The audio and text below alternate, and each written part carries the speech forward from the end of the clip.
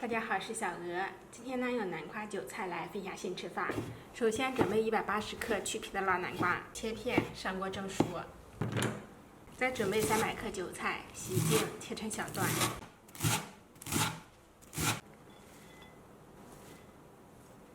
再准备3个鸡蛋，搅散之后放入锅中，快速炒成小块。鸡蛋放凉之后倒入韭菜中，先加一点小磨香油，搅拌均匀，这样让韭菜上裹上一层油，不容易出水。盐我们可以煲的时候再加。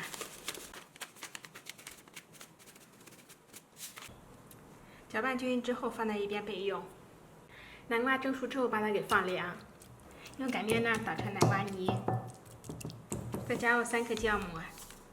先把酵母搅拌至成粉溶解，再分次少量加入大约300克普通面粉，搅拌成没有干面粉的絮状。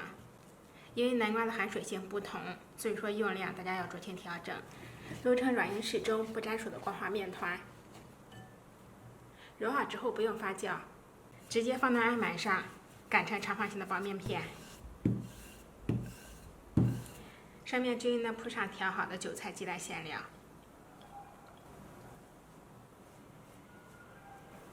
然后从一边给它紧紧地卷起来，再切成大小均匀的面剂子。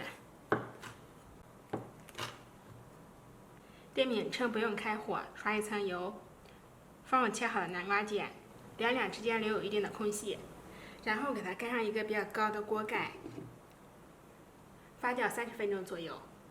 发酵的这样体积明显变大，相互之间的距离越来越近，这样就可以了。我们开中小火烙4分钟左右，烙到花卷的底部金黄，再加入清水没过花卷的底部，盖上盖子，大火把水分收干。水分快收干的时候，我们再转小火，锅里的水全部烙干就可以开盖了。按压一下可以快速回弹就熟透了，开盖就可以闻到非常浓郁的韭菜香，真的非常的香。南瓜韭菜花卷这样做，上部松软多层，底部金黄酥脆，真的非常的好吃。这么大的花卷，我一口气能够吃5、6个都不过瘾。